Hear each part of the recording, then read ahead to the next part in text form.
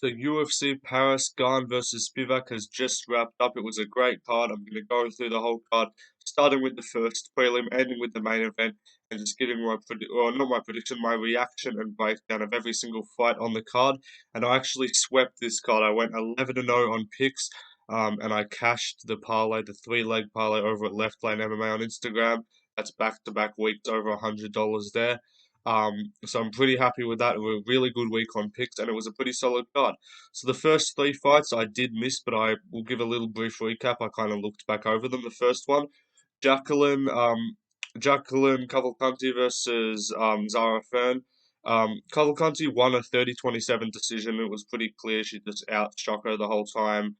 Um, Not a heap to say. I didn't watch the fight, but did appear to be a pretty impressive performance. Clear 30-27 victory, as I did predict. Over on my Instagram, I did my detailed predictions, and I got quite a few of these fights right. So I was very happy with that. But good win from Jacqueline Cavalcanti in her debut. She was a big favourite, and she got it done. Next one was Farid Basharat, or sorry, Javid. I forget Javid or Farid Basharat versus Kleydson Rodrigues. I picked Basharat. It's Farid Basharat, yeah. I picked Farid Basharat to win a 30-27 decision and just out-grapple him the whole time. But he submitted him in the first round, so it was really impressive from him. Rodrigues had a few moments. He did land some shots on the feet.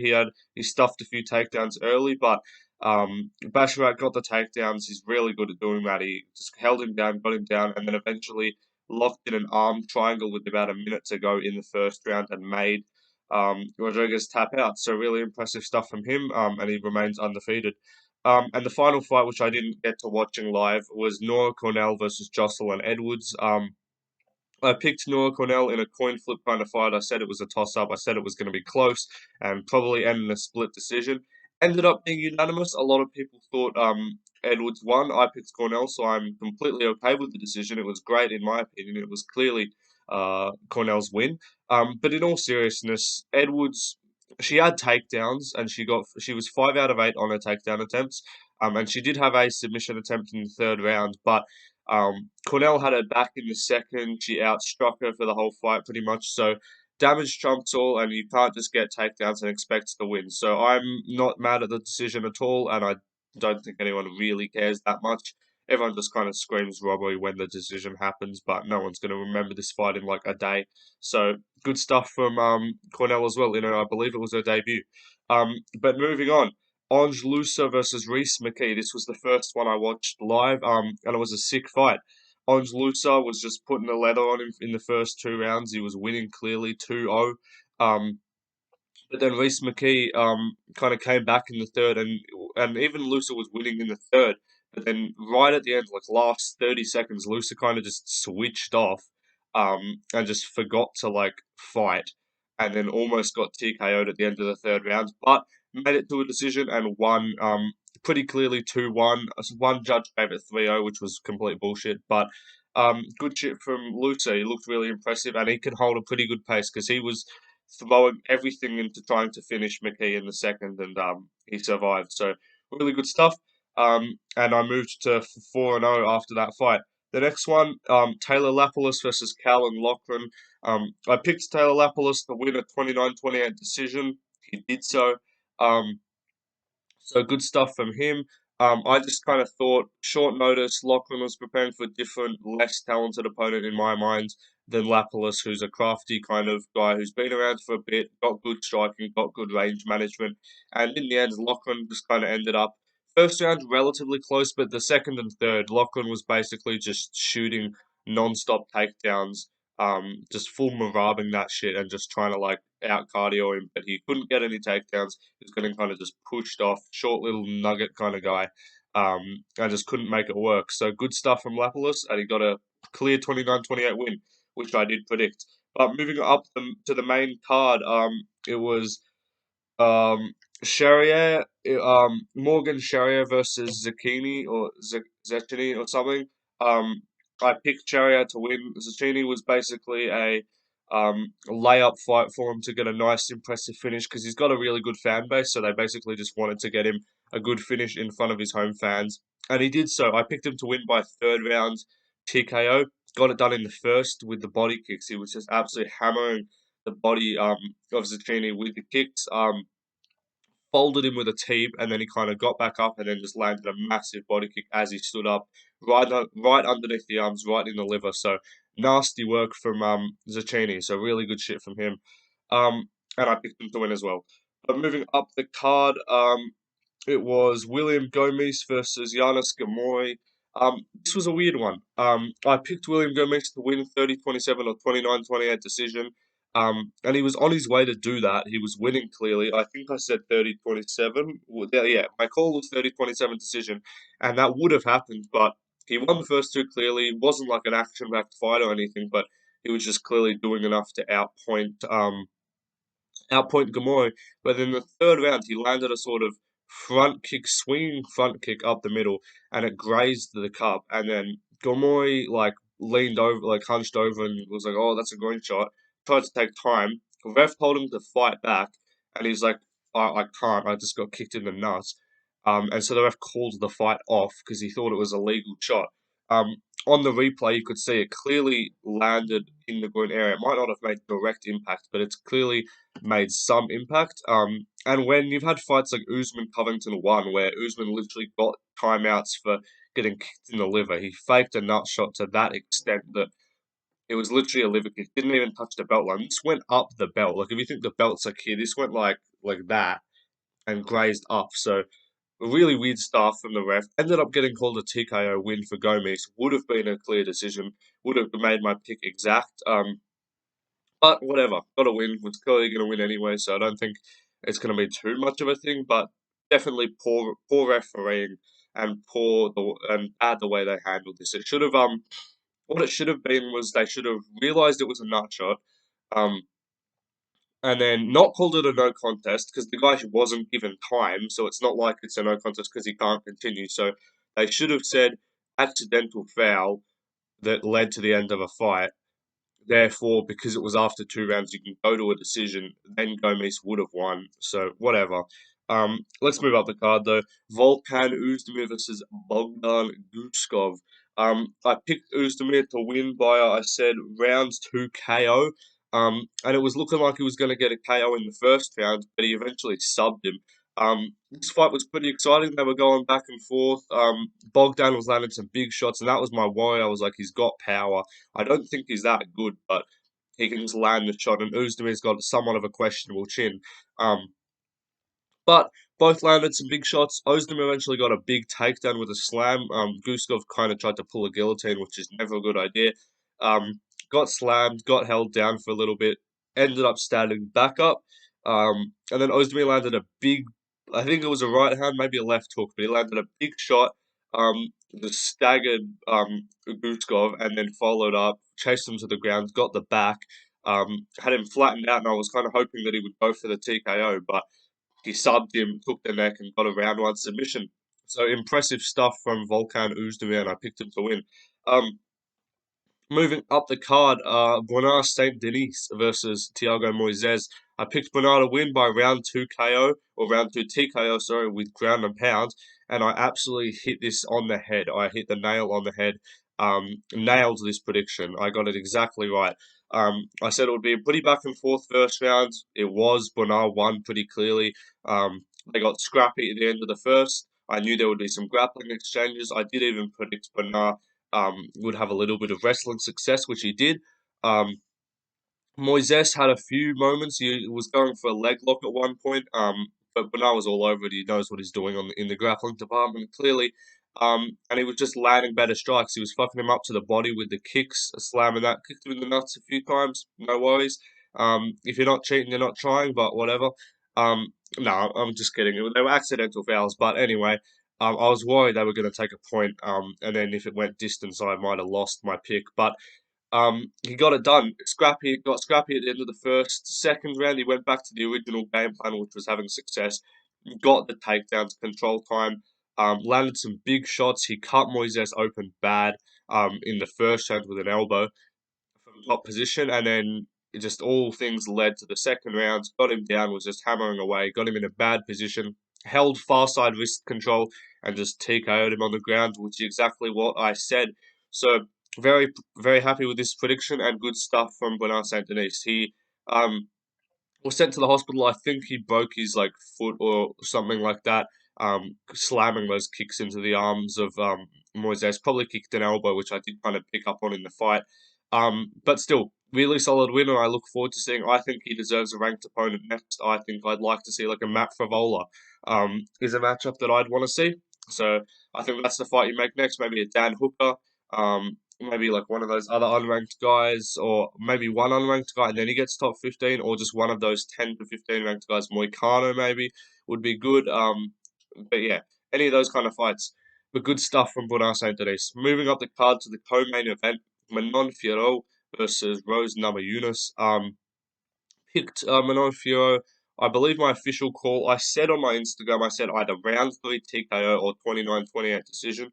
I said on my picked video, decision was the most likely outcome, but if you wanted to sort of add some juice and try and get a bit of extra plus money, you could go for the KO prop.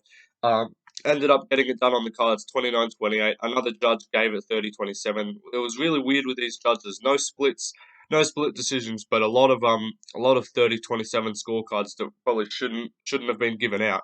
But still, good stuff from Nofio. She used her size, she used her distance, she used her power advantage, she used her strength.